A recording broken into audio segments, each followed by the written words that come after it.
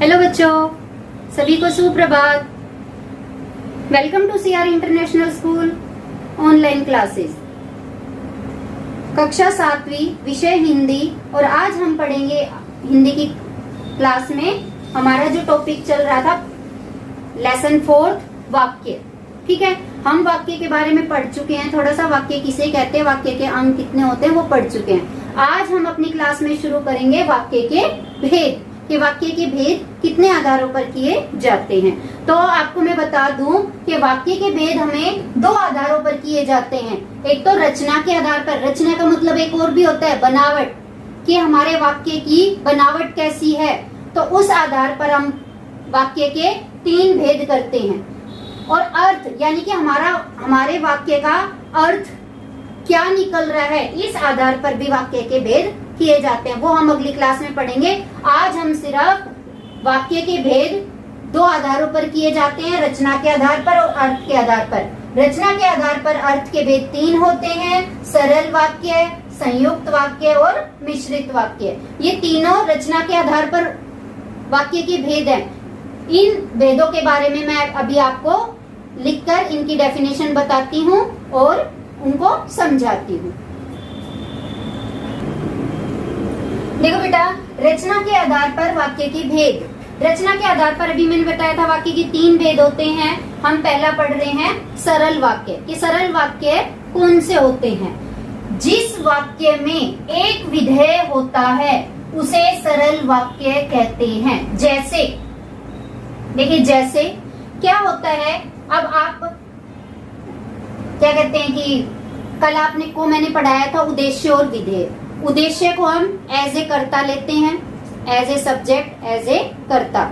और विधेय को हम, जो हमारा ऑब्जेक्ट होता है, जो वर्ब होती है, और हिंदी में बोले तो जो हमारा कर्म होता है और क्रिया होती है, उनको हम विधेय में शामिल करते हैं। तो अब देखिए यहाँ पर, जिस वाक्य में विधेय एक हो, कर्ता 2 हो तो चलेगा, लेकिन विधेय एक ही होना चाहिए। यही हमारी सरल वाक्य की पहचान होती है। देखिए, पहला है राहुल विद्यालय जाता है। ठीक है, यहाँ पर क्या है, राहुल विद्यालय जाता है। यहाँ पर क्रिया क्या है, जाता है, यही है ना। विद्यालय क्या है, हमारा कर्म, ये क्या है, क्रिया, ये क्या है, हमारा कर्म, और राहुल क्या है, हमारा कर्ता। ठीक है, तो ये कर्ता यहाँ पर एक है, कर्म भी एक है, क्रिया भी एक ही है। तो यानी कि जो हमारा कर्ता को छोड़कर जो हमारा वाक्य का अलग जो भाग होता है वो सारा हमारा विधेय होता है। तो यहाँ पर हमारा विद्यालय जाता है, वो क्या है, विधेय है, एक ही विधेय। ठीक है, अगर हम इसको विद्यालय जाता है और पढ़ता है, ठीक है, तो और पढ़ता है आ जाता तो हमारे विधेय 2 हो जाते। पढ़ता है वो भी उसी में शामिल होता, विधेय का विस्तार हो रहा है तो विधेय हमारे 2 हो जाते, तो हम उसको सरल वाक्य नहीं कह सकते। कर्ता 2 हो सकते हैं। देखो अगले वाक्य में सीता और गीता, ये भी करता है, ये भी करता है। ठीक है, और ये क्या है, कर्ता हमारे क्या कहलाते हैं, उद्देश्य। ठीक है, और ये उद्देश्य के बारे में जो बात की जाती है वो विधेय होता है। ये दोनों क्या है, नाच रही है, तो ये क्या हो गया, विधेय हो गया। सरल वाक्य में कर्ता 2 या 2 से अधिक हो सकते हैं, लेकिन विधेय एक ही होता है। यही हमारे सरल वाक्य की पहचान होती है।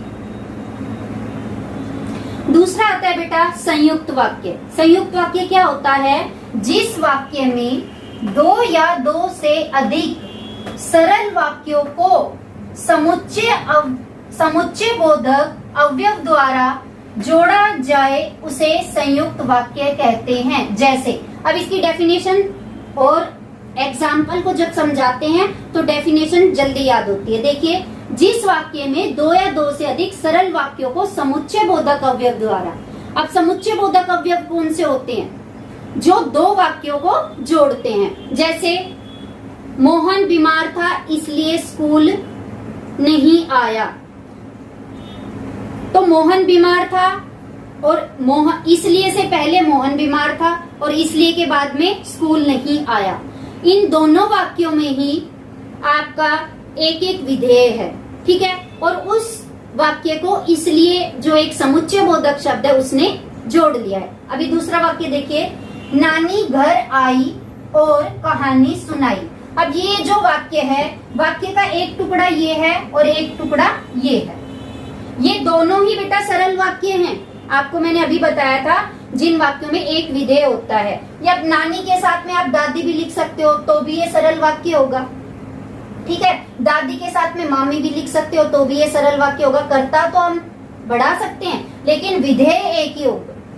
ठीक है, तो ये इन दोनों वाक्यों में ये दोनों वाक्य जो है सरल वाक्य है, और ये जो हमारा और है ये समुच्चय बोधक अवयव है। इसने इन दोनों सरल वाक्यों को जोड़ रखा है, इसलिए ये क्या है हमारा संयुक्त वाक्य। ये हमारा क्या है, समुच्चय बोधक अवयव। यहाँ पर भी परंतु क्या है, समुच्चय बोधक अवयव। यहाँ पर क्या है, बादल घिर आए। ठीक है, वर्षा नहीं हुई।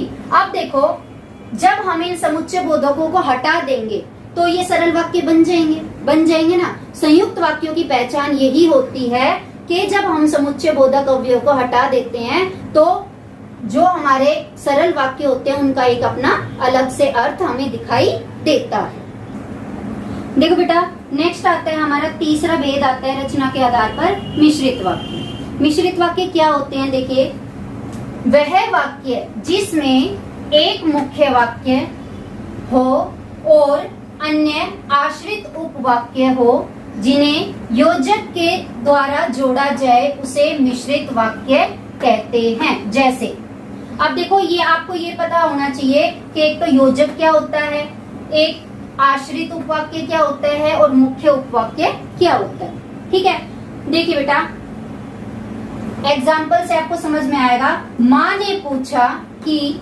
तुम्हारे पिताजी दिल्ली गए हैं।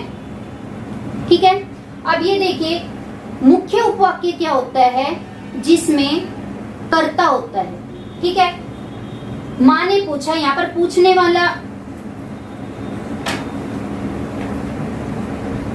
वाला कौन है, यहाँ पर माँ है। ठीक है, तो पूछा है तो यहाँ पर क्या आ जाएगा, क्वेश्चन मार्क आएगा।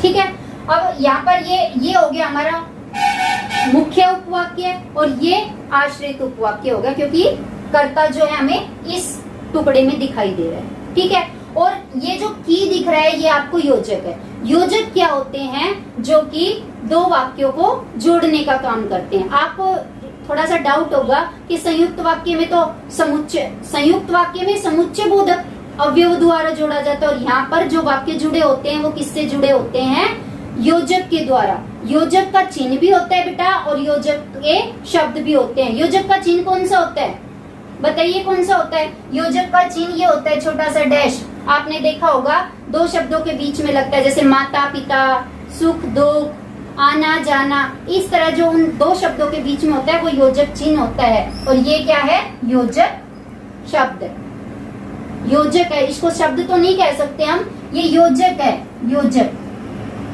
ठीक है, अगला देखिए, विवेक ने बताया। अब यहाँ पर बताने वाला कौन है, विवेक है, तो ये हमारा मुख्य उपवाक्य हो गया कि उसने पाठ 3 याद कर लिया।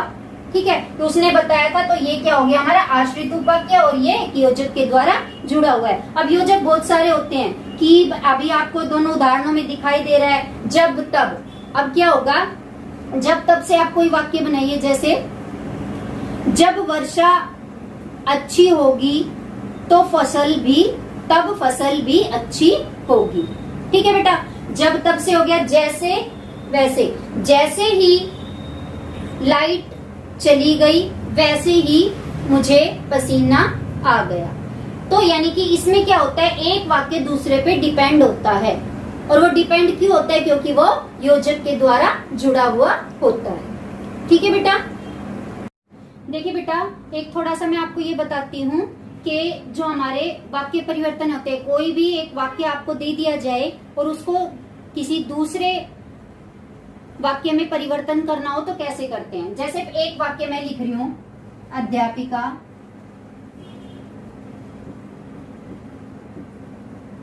ने कक्षा में पाठ पढ़ाया।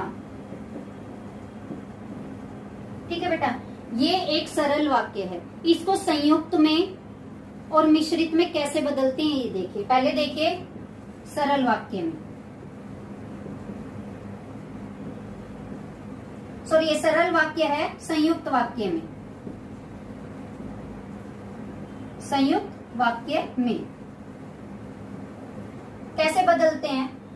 मैंने आपको बताया था संयुक्त वाक्य कैसे बनाते हैं कि दो सरल वाक्य हों और वो समुच्चय बोधक द्वारा जुड़े हों। तो हम इसको संयुक्त में बदलने के लिए क्या करेंगे? अध्यापिका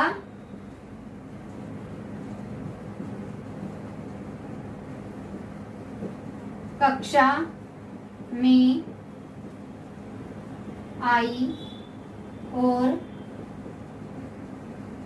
पाठ पढ़ाया। अब सर संयुक्त वाक्य की पहचान क्या होती है कि दो सरल वाक्य हो और समुच्चय बोधक द्वारा जुड़ा हो। अध्यापिका कक्षा में आई, यहाँ तक एक सरल वाक्य है, इसको आप भूल जाओ। पाठ पढ़ाया, ये भी एक सरल वाक्य है। तो ये दो सरल वाक्य इस और समुच्चय बोधक द्वारा जुड़ा हुआ है, तो हमने इस सरल वाक्य को संयुक्त वाक्य में बदल दिया। अब देखिए मिश्रित वाक्य में कैसे बदलेंगे। मिश्रित वाक्य में कैसे बदलेंगे देखिए, जब अध्यापिका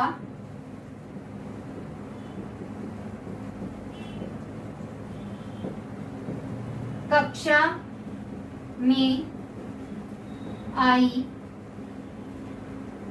तब पाठ पढ़ाया। देखिए ये जब और तब जो है हमारे क्या हैं? योजक है। ठीक है, जब और तब। अब इसी वाक्य को जब अध्यापिका कक्षा में आई तब पाठ पढ़ाया। ठीक है, अब हमारा ये क्या है? इसमें कर्ता कौन है? अध्यापिका है कर्ता। अध्यापिका कर्ता है, तो ये हमारा क्या हो गया? मुख्य उपवाक्य हो गया और ये आश्रित हो गया। ठीक है, ये एक मुख्य उपवाक्य और एक आश्रित उपवाक्य जब योजक के द्वारा जोड़े जाएं तो हमारा वो मिश्रित वाक्य कहलाता है। और ये हमने एक सरल वाक्य को इन दोनों में कन्वर्ट करके दिखा दिया। जब आपको ऐसा वाक्य आ जाए तो आप उसको इस तरह सरल बना दो, ये आ जाए संयुक्त आ जाए तो इस तरह, मतलब कि ये सरल को संयुक्त में, सरल को मिश्रित में, मिश्रित को सरल में, संयुक्त को सरल में, इस तरह से बदला जाता है।